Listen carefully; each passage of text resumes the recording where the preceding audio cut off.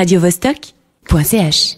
Je suis maintenant en compagnie de l'ami Catch pour la Salut chronique littéraire. Nico. Salut, comment ça va? Impeccable. Alors, t'as dégusté il y a peu un petit livre d'Alexandre Friedrich, qui est donc un écrivain suisse, qui s'appelle Fort Détroit, et ça t'a donné envie de lire d'autres livres de cet écrivain genevois et d'en savoir un peu plus sur son auteur. Absolument. Il m'a suffi de quelques lignes pour que je me sente en terrain familier. Ça tient à une image, à la manière de déplier une idée, à la musicalité de la phrase.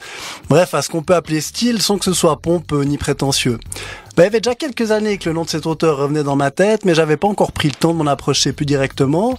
Puis alors que j'ai finalement ouvert ce petit ouvrage paru chez Alia l'année dernière, et puis j'ai constaté très vite que ce regard, et cette fois, il me laissait pas indifférent, quoi. J'avais un peu l'impression d'être entre Éric Chauvier, qui publie aussi des espèces d'écrits sociologiques très subjectifs aussi chez Alia, Blaise Hoffmann, qu'on n'a plus besoin de présenter, puis Pierre Foglia, un chroniqueur que je regrette encore, qui était à la presse Montréal, qui avait aussi un regard comme ça, toujours acéré. Et je vais commencer pour vous donner un petit extrait de Fort Détroit.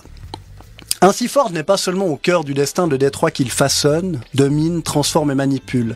Il est au cœur de l'histoire de notre ère industrielle, de son apogée et de sa décadence. Et c'est cela que Maureen m'explique à propos des voies. La ville était dotée d'un réseau complet de trams. L'inventeur de la voiture obtint de le faire supprimer. Des nappes de bitume furent coulées sur le fer. Le réseau de transport devint caduc. Aujourd'hui, faute d'entretien, les voies réapparaissent.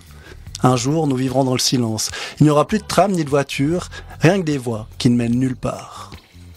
Alors Maureen, c'est une moitié du couple qui s'occupe de la maison de Virginia Park où l'écrivain s'est rendu au début de son séjour dans la ville. Juste avant l'extrait que je viens de vous lire, il nous expliquait que cet endroit est le lieu idéal pour débuter l'écriture du traité de la disparition qu'il rêve d'écrire depuis des années.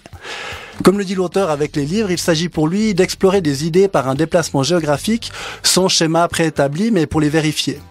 Concernant celui-ci en particulier, il voulait réfléchir en situation à la faillite d'un système moral et économique.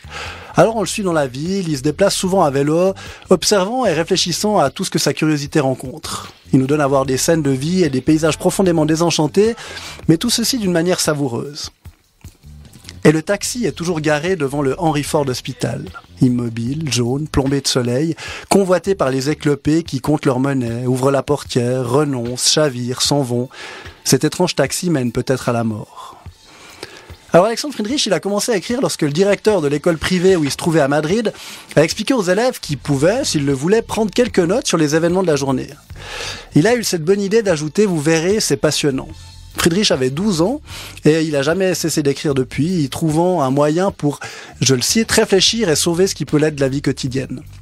Il explique tout ça dans la préface de 45-12 Retour à Aravaka, qui est paru chez Art et Fiction, un ouvrage qui offre un échantillon de ses notes, assorti d'images des 28 adresses, où il a vécu entre l'âge de 12 et de 45 ans. Son père était diplomate, ça a un peu aidé, et c'est après que le bonhomme est devenu une espèce de pseudo-punk qui avait pas mal la bougeotte, aussi bien dans les pattes que dans la caboche.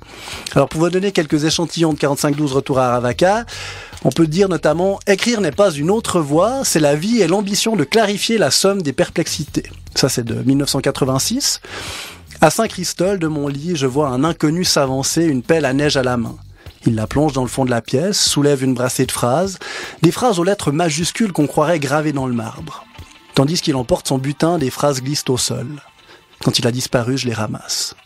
Ça date de 1995, et puis je peux pas me passer de cette petite pépite de 1997.